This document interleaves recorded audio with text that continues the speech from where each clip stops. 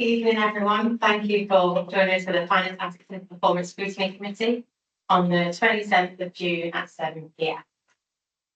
First of all, item 1, any apologies. So I've got apologies from Councillor Brocky, substituted by Councillor Grocott, Councillor Becky Smith, substituted by Councillor Wheeldon, Councillor Parker, substituted by Councillor Hunter, and Councillor Paul Waring with no substitute. Is that correct? And Mark Holland is on his way.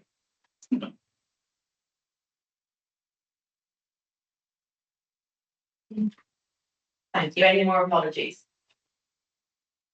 Moving on to item 2, are there any declarations of interest? No. Thank you. Item 3, minutes of the previous meeting. Can I propose it for the minutes? Yeah. Thank you. That's a very last second there. Thank you. Moving on to item 4, finance and performance report. Do we have? Am I opening it? I'll introduce it. I can't this chair. Thank you. I'm the chair, Mike. You're the chair one. Or chair first. I'll just go to chair. Just go chair. Thanks. Chair. The county council chair one time was very excited about people in chairs. You know, not like people. That's a nice story sometimes. Okay, thank you. The finance report is here. The main thing I have to talk about really is the fact that we've this is the quarter 4, so it's the end of the year's accounts, and we've shown a positive figure of £7,000 on our revenue budget, which with everything that's going on in the world, I think is really quite a good achievement and shows very well on the efforts of our staff. But leaving on that, I'll take any questions, and if I want us to sit there doing, I'm sure if I can answer, she will. Thank you. Open to any questions. Just a simple one, really. We've seen this before, and actually looking at the uptake, it looks very, very similar to the one we did. Are there any significant changes, pluses or minuses, that meant that this has changed anyway, or is this very similar to the last time that we saw it? Yeah, it's been no change at all since the last time we discussed it. Yeah.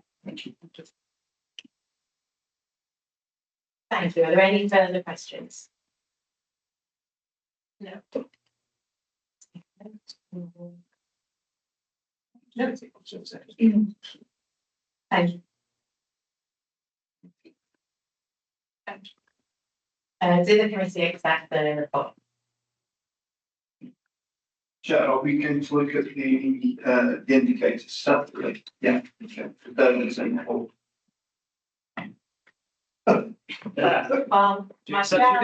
something your baby, you should stay there. Would you like me to stay here? Yeah, please do. Yeah. With the committee's permission. Absolutely. Thank you.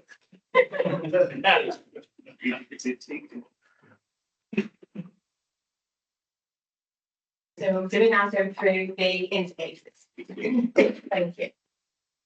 What Mark would do if he was sitting where he would ask about the red ones.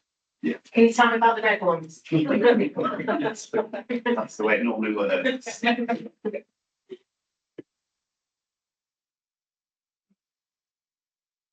First red one is staff turnover, and I'm sure Georgia will have an answer for this.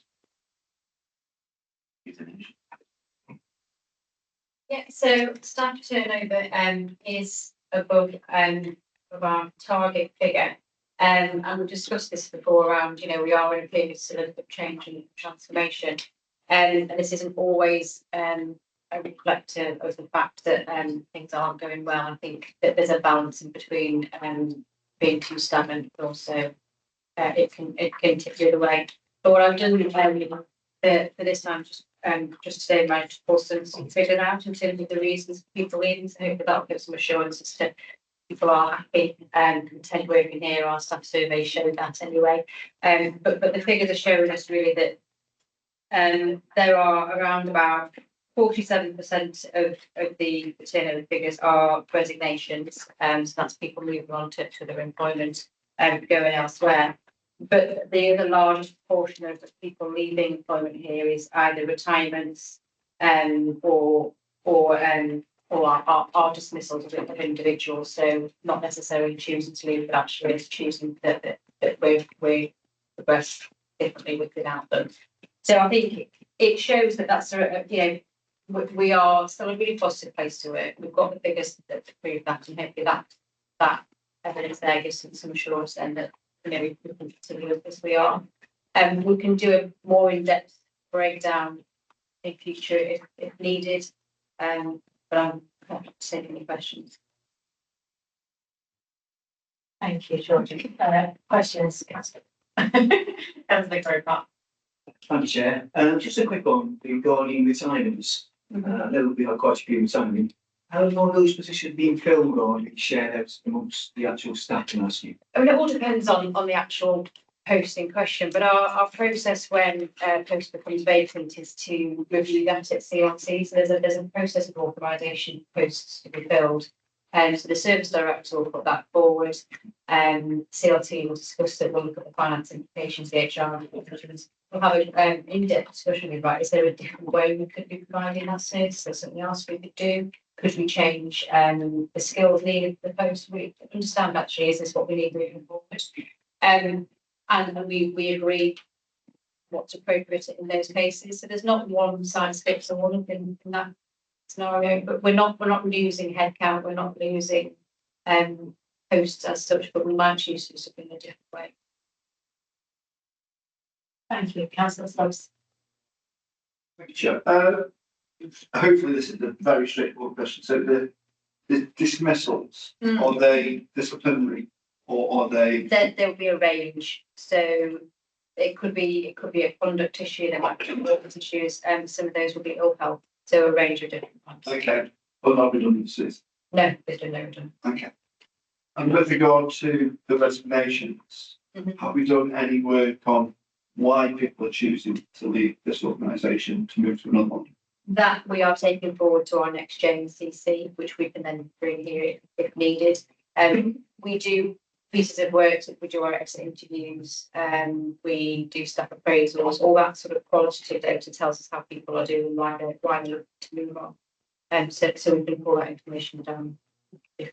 Chair, through you, can we make sure that data, when it's available to them, that we get to see that? Yeah, not all people will discuss that with us. Of course. So we can only. Yeah, you can only show us what we, that's absolutely. Thank you, Chair. Thank you.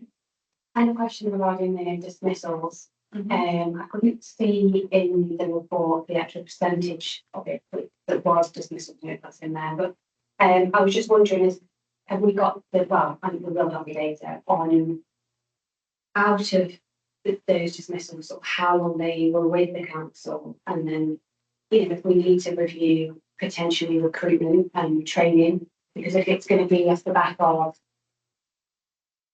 them not being capable of their job, was there a training opportunity missed, or was it a recruitment blunder? Yeah, that data is in the report, but those sorts of considerations happen every time we're coming to that point with somebody. It's not an easy or a quick decision that we choose to dismiss somebody. And we always need to reflect on what we've done and what we need to do moving forward. And again, that will be different for everybody. So again, we can get the data around, length of service prior to dismissal. Some of these individuals will have not met the kinds of the probationary periods. That's very, very quick decision actually, and this isn't going to work out.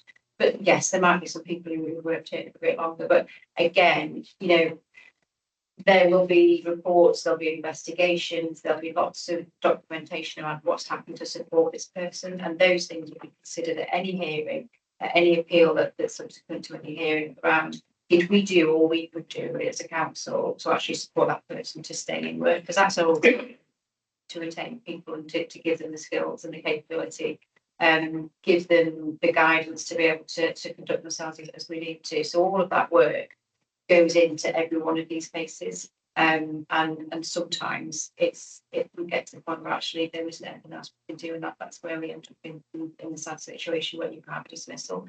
But it will be after all those thoughts and considerations first.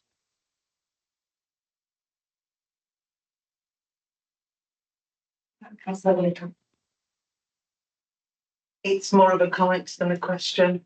I find that the people that I come across who work here, it's a very caring community. There's every attempt. I've certainly known someone who needed help and extra training, and that it's been provided. And I would think that if there is a dismissal, it's for the benefit of both the borough and also the person concerned, because it's not their cup of tea and they need to move on. I don't think these things are taken lightly. And as far as from my perception, and it's always the individual's perception, it is a very caring community. And I think you'd be hard pressed to find someone who takes more care. So thank you. Thank you, Councillor Whittam. Councillor Stubbs. Like I said, not to labour the point, I think that sort of information needs to come back to us as well, because, for example, if people meeting their probationary period within a certain section, and it's a sort of repeat, and there's a failing within the recruitment side. If we're bringing in 3 or 4, and let's say 4 and 3 of them are not getting through their probation period, that suggests there's a failing internally. So again, I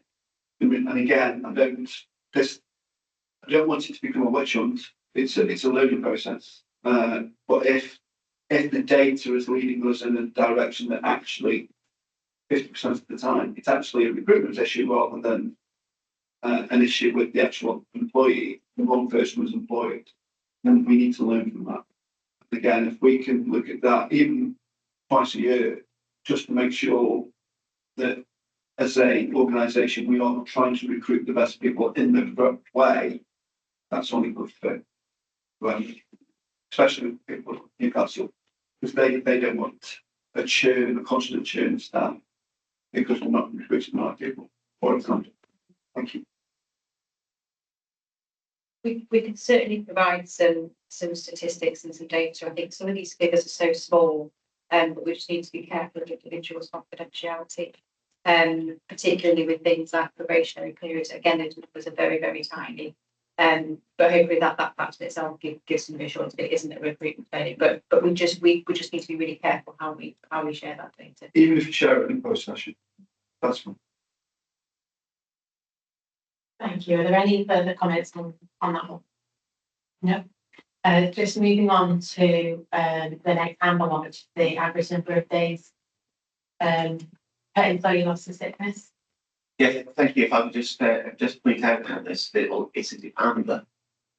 I cannot remember when it was last amber. It's been read, so I think perhaps Georgie, could you update on the positive progress now, because there's been progress for a while, hasn't it?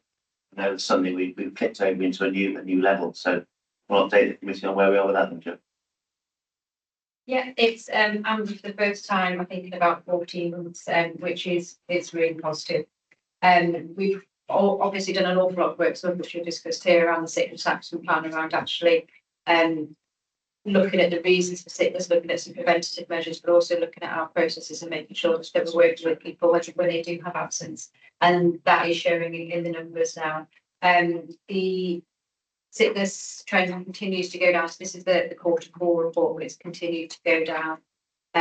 Last month, we're now at 0.9, around about where our target is 0.7, so it's still higher than we'd like it to be, but it's progressing downwards. What I would say is we might see a slight uptick in June with the Euros. That does seem to make people slightly poorly every now and then. So there might be a slight change in next month's figures, but hopefully we'll continue that trend after that. Thank you, Georgie. Any more questions on that page? It's great that the figures coming down, but what we shouldn't get away from is that our days are still about nearly 5 days over the target, nearly 6 days over the national average, there's still an issue. It's like saying inflation come down to 2%. Yeah, it still was at 11%. It still caused an issue whilst that was happening. So whilst it's great to see it going down, it still feels like there's an underlying issue. Now, whether that's a long-term specific staff, for example, does that then go back to recruitment? That the right people weren't going to put into the organisation. I mean, it's incredibly unfair. I understand. There's just a number on the screen and there's no data behind it. I'm wondering, really, when the dust is settled after the thing that's happening next week, this committee might want to take a bit of a deep dive into like a report on staffing and just doing a little bit of a detailed report as a one-off, just to try and get all this data that we're talking about and asking you to bring. Maybe it was all collected in one report. And, you know, I'm more than happy to talk to the chair about how we structure that. But we don't do a lot of addition. We just get a lot of reports and we just knock them through. We ought to start doing a little bit more scrutiny. And that might be one area that we might want to look at moving forward. Well, thank you. Thank you, Councillor Stubbs. I'm pretty sure every meeting we come in, Councillor Holland asks for suggestions of anything else we can scrutinise.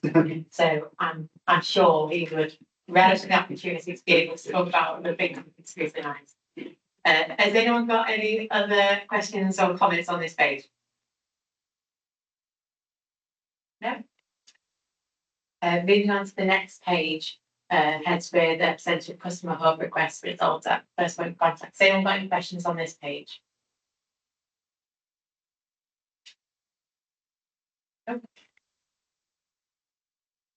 Moving on to the next page, heading total number of digital online transactions. Any questions or comments on this page? No.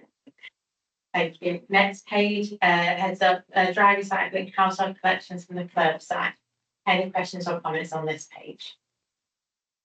Thank you. So I know last scrutiny a question was asked over this target. Obviously, it's come back again this quarter that we've not hit the target. Is there any view to maybe reassess that? Because I'm concerned that it might have a counterproductive effect with staffing if they're consistently not hitting the target because residents aren't recycling all waste. So yeah. Thank you. Okay, there is something in what we say. So I think just to explain this element is only part of the recycling collections anyway. It's only the dry recycling. So it relates to effectively what's collected in the blue bin and blue back. So it doesn't take account of the food waste or garden waste. So one of the things we're doing this year moving forward is that this indicator has been changed now to be the complete package of recycling with a target of 50%, which we more than achieved in the first 2 months. I think the other thing to say as well is in terms of dry recycling, and indeed recycling generally, nationally it's coming down. So government figures that are available are showing that since 2018, overall recycling in England has fallen by 8.6%, and the dry element, which this indicator relates to, has fallen by 7.1%. So it is a national trend, and there's a number of reasons for that. Firstly, is that packaging is getting lighter, so there's an awful lot of lightweighting going on.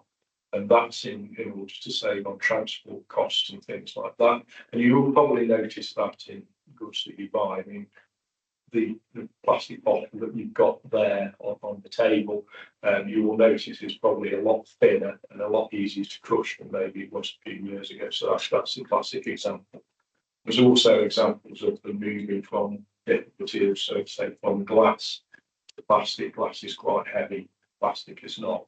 And then the other big one, which we've probably all seen, and again probably accelerated since COVID, is the lack of newspapers and magazines. So they've all, certainly in terms of newspapers, they're fast disappearing and going online. So there's an awful lot less paper that we're collecting.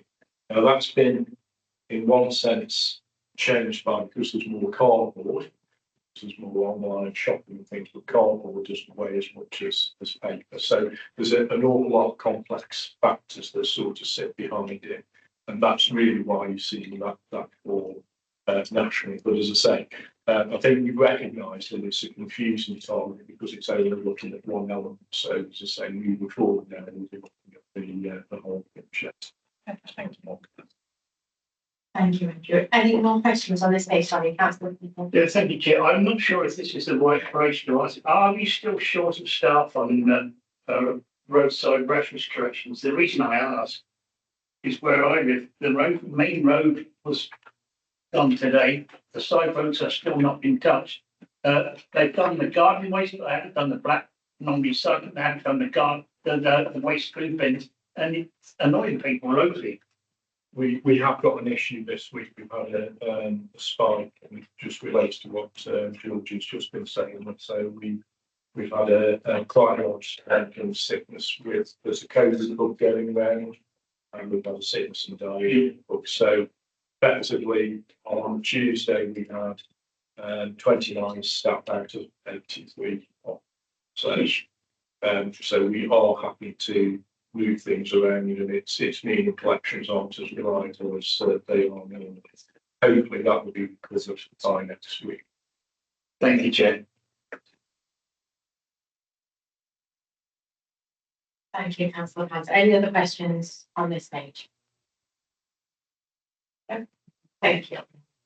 Moving on, next page, heading list of levels of clean environment cleanliness. Any questions on this page? Next one is project status split for priority 1. Any questions? No. The next one is in relation to priority 2. I'm just looking to see if there's definitely priority. Bless you. Excuse me. Priority 2 together. See if anyone's got any questions on priority 2. No. Okay. Priority 3. Has anyone got any questions or comments? No. Thank you. And priority 4. Any comments? Any questions? No. Thank you. I think I'm correct. That brings us to the end of the finance and performance report. Is committee happy to accept the report? Thank you. Moving down to item 5, which is town deal and future high street fund update. We've got an update on that one. Thank you. Yeah, we have. I'm very people who were lucky enough to be on economic last week would have heard this. So you have a appearance again. I'm going to pass it over to Simon Kennedy. So I don't miss any bits out. However, the one thing that I always like to say this, so I find it's so exciting, is that the Midway car park, well, say a couple of centuries that they're doing it to it. I do think if they can pull this off, this is going to be something that every council in the country is going to come and look at Newcastle to find out what they're doing with the 1970s car park. All the things there is the one that really sort of excites me of all the things they're going to do. But I'll pass over to Simon so you can do it. Thank you. Do it properly. There we go. There's a challenge. Yeah, it's a challenge. Right. So pages 45 through to pages 52 are the report. I'll just very quickly take you through it. Market improvement works have started on that. You'll see down in the high street, we've taken some stalls out, putting in the new dwell space at the bottom. We bought the new pop-up stores that are coming. So in July, we'll have all that up and ready to go, which is great. Your Place, we should be starting demolition on that next week. We've got planning permission for that. We've essentially appointed a contractor. Boardings will start to go up next week with a view to the strip out of the walls, windows, doors, etc. to expose the frame. So that will happen over the next couple of months, which will really show in the town centre some really, that we're driving things forward. If people haven't already seen the new car park that's going up on the right cross, it's steelwork is nearly complete. Both ends, towers have both been constructed, the floors are going in, the cladding will now start to go up and it'll start to really look like a super smart car park for us. One of the other side, the other end of the Rycroft side, which is the McCarthy Stone development, that legal agreement will hopefully be signed in the next couple of days because we've now resolved all the legal issues. So they will take ownership of that and commence their planning application process with a view starting the works early next year, late this year if we can. Hopefully alongside and in parallel with the works that Capital and Centric will be doing for us and for Aspire on that site. Aspire's sites, they're going to some townhouses now that will be alongside the new car park between McCarthy Stone development and the new hotel and residential designs have also been worked up by McCarthy Capital Centre at the moment, with a view to getting some planning applications in the next 4 to 5 weeks so we can get them through the planning process and then we can agree whether we take them forward or not, because as you remember, we're doing this in stages. So planning permission, they then come back with a price and then we'll decide whether we want to take that forward or not. And that will also relate to the Midway car park and the York Place, as I've said. Astley's Performing Centre opened in March. That's working quite well. I don't know if you've been to any of the events that they've got, but that's revolutionised that end of the Fog Street in terms of making it look quite smart, and actually the centre gets some quite good reviews and is working quite well. If I could just go to Nutton and Chesterton, there's quite a lot of work going on in Nutton at the moment. The Enterprise Centre started on site in April with a view to that work finishing in November, so there'll be some new enterprise units for rent. In Nutton, there's been quite a demand for those units, so that's quite good to see some extra capacity coming in. Football changing rooms on the Whammy, they started in April. They should finish by February. That's going quite well. High Street Residential, which is the Aspire, that was approved for planning in May. And then we've got works ongoing behind the scenes for the former community centre sites on the High Street, there on the main road, sorry, the Village Hall and the Cross Street Chesterton work, which Aspire are working on. So those should be planning applications and work coming forward in the next 2 to 3 months, hopefully. Zanzibar, which is forms part of the Town Deal gateway sites, it's the Midway and the Zanzibar sites, part of that funding package. Zanzibar, we've seen some designs through from Aspire and their design and build contractor Morgan Sindel. And we are hoping that that planning application will come through in the next month or so with a view that our enterprise units on North Street will be built first. We will then rent them out to Morgan Sindel as part of their preliminary, that's where their temporary site offices will be, so we will get an income quite quickly, but that means that the sites will be progressed out for the Aspire development as quite tight sites. And for those that are interested, that mural that was found once they took the old Zanzibar down, fans keep the view of that, so there'll be a garden and public ground in front of that, so you'll still be able to see that uncovered gem of the borough. Walking and cycling, that's now not going to happen until next year, unfortunately, due to some logistical issues within the county and not wanting to clog up the entire ring road with work. So that's going to happen in the new year. I don't know if anybody's been down Iron Market, but Keele in town, the university building, which used to be the old Indian restaurant, that's now on the way. Contractors have been appointed. They've started with some bits in the roof, etc. But that will be ready towards the end of this year. Again, with Keele, but out of town up on the opposite the former golf course, they've got a new entrance going in there. There's the small gatehouse. They're going to widen that out with some highway works to create a new bus entrance, which will feed into some of the other Town Deal work, which is about providing new bus services in a circular motion around the borough. EV charging points, we've appointed a contractor to put the EV charging points in the new car park on the ground floor, so they'll be going in. That's all been signed up. And then the last part of the Town Deal, the Newcastle Town Deal, is this digital infrastructure, which is this gigabit broadband to businesses and residents that don't have access to the open market. That tender will be going out in the next week with a view to a contract award, cabinet approval in September. So we'll be bringing some updates from that to the next meeting. Chatterley Valley up in Kidsgrove, Townsville area, that works to the highway should be finished within the next 3 to 4 days, next week, hopefully, with a view to that road then being reopened and the new access road into the site and the mains diversion of that route has been completed. So they're just finishing off that. And they will be hopefully finishing one of the building platforms for Harwood to actually start building a unit early next year. So we'll see some real progress on that. They've already started marketing that site. They've introduced it to the market. Kidsgrove train station and the pub are both subject to the groundworks that we have to do underneath with the coal authority. We had a little bit of sticking point around the insurance that's required for that.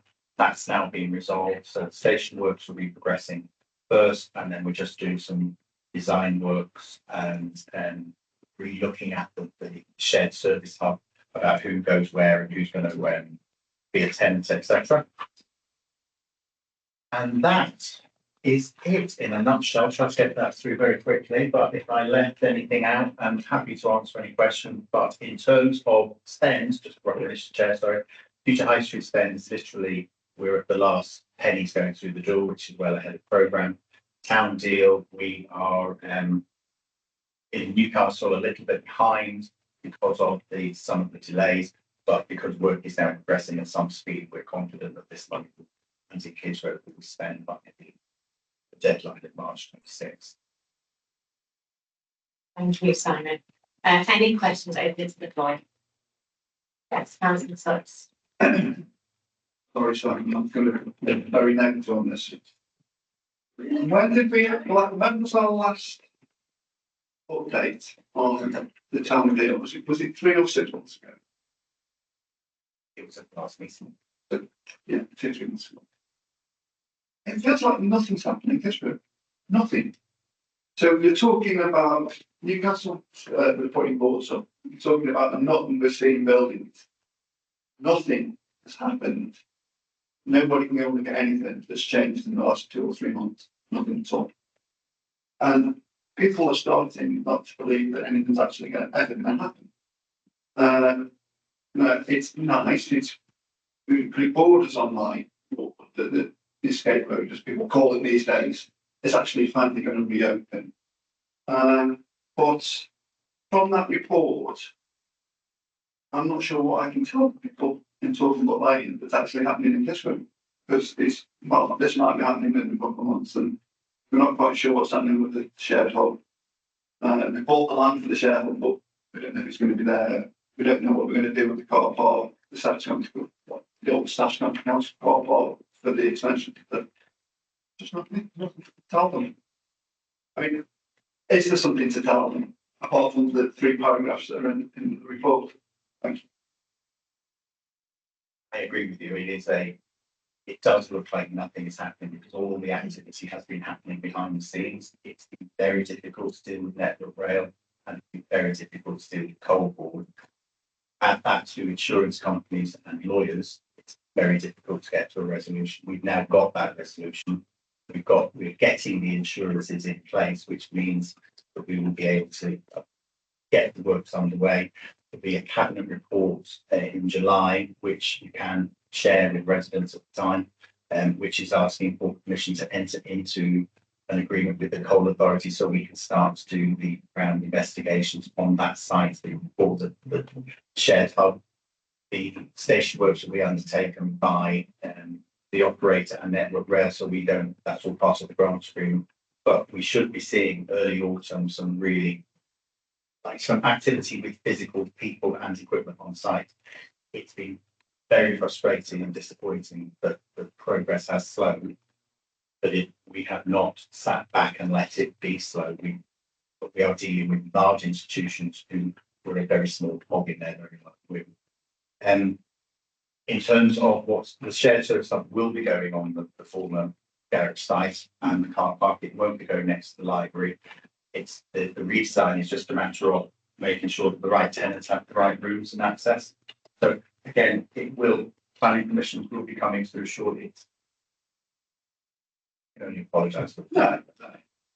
Actually, I mean, that in itself is positive, but, so for example, the one that people constantly go on about in history bits, they're having problems on the railway station because the magnets have been there for 150 years, they're not new. And all of a sudden, it's a major problem. They were a problem when we built the bridge, which took how many years to build, but at least we did it. This one just moved like, well, that was 10 yards away. We kind of know that the holes are there. There's just, I mean, I don't want to preempt the cabinet report, but I mean, insurances of things like that for when you're building there. When we started this process, we had agreements where we didn't think we'd have to go into this level of agreement, but you go to a different department in network rare and you get a different answer. You go to a different department in the coal authority, you get a different answer. We have been lots of departments in the last 12 months, lots of different answers. We've had to go up to a minister in DEFRA to get this sorted because it was getting a little bit silly. Thank you. Thank you. Thank you. Councillor Holland. Thank you, Chair. Just to place on record my apologies for my lateness this evening. I would concur with what our officer has told us about progress on all these things. It is very, very good news in terms of future high streets money. The money is all out the door. Delivering on these projects is extremely important to councillor staff, residents, and to everybody else in the borough. I have to say, though, that I take the opposite view, which is that we are making progress. The report says we're making progress. It may not be visible to the public immediately, but we as a committee are here to hold our officers and our administration accountable. And it seems to me, as from the probing we've had tonight, that we are being as effective an organisation as we can, both in terms of the future high streets and the town deals. We are making real progress. Not everything is visible. People say that the Mayfly lives for 24 hours. It doesn't. The Mayfly lives for a year, but 364 days of that year it spends as a nymph. It only emerges and becomes sexually mature in the final phases. And I have every expectation that all of these projects, which we agree are fantastic, and which, Councillor Sweeney touched on earlier, the regeneration, for example, of the Midway car park building, which many of us some time ago would have said, no, that's doomed, isn't it? Once it's reached the end of its lifespan, which is about now, it'll have to be knocked into the ground. And perhaps the same with your place. Actually, we can transform these things, we can make them better, we can make them contribute to our town's economy. And for people to say, oh yeah, I'm really glad that we have these things in our town. So I think there is a positive spin to be placed on it, clearly because of events not happening in this room that relate to national politics. It's in all of our interests, or some of our interests, to say that we can do great things and that we are achieving them. But where we are experiencing problems, my diagnosis, based on what we've heard from officers, is that it's dealing with monolithic public sector organisations out with our control. And what an excellent thing it would be if a great reform government would come in and privatise some of these organisations like Network Ray. Thank you, Chair. Thank you, Councillor Holland. That your lesson on Mayflies also. Are there any other questions? Councillor Wielder. Just a comment, having spent many years in property development and conveyancing, it's a bit like an iceberg. Most of it, 7/8 of it, you don't see, and then suddenly whoosh, the building goes up. So, or you could compare it to a swan paddling like crazy under the water, but going really slowly on top. And it just is the nature of the beast. Always has been, always will. So once all the paperwork and the ink is dry, it's just zoom, zoom, zoom, and the building goes up quickly. And congratulate everybody who's actually worked really hard behind the scenes on the difficult stuff. Thank you, Councillor Wielder. Are there any more questions on this item? No. Are our committee happy to receive the report? Absolutely. Thank you. Moving on to the next item, which is item 6, the work programme. The work programme can be seen on pages 54 to 55. Does anyone have any questions on the work programme? Yes, Councillor Stubbs. Can I formally request then on the 18th September that one of the items on the agenda is to formulate terms of reference for a employment scrutiny report. I mean, I don't know how it'll be up to the whole of the committee to decide on that, but can we make sure we've got agenda time to discuss the terms of reference for that? Thank you, Councillor Stubbs. Can I just ask the sitting chair? Sorry, are you happy for that to go into the work programme?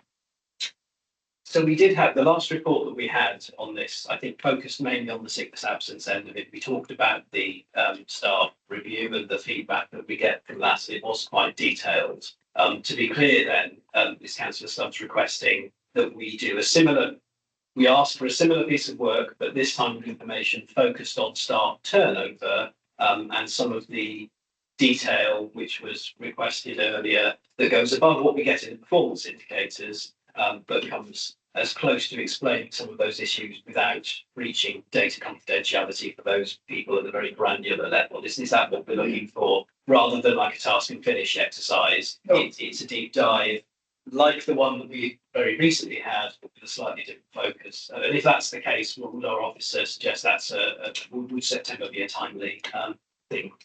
Time for that to happen? Yes. Was he single?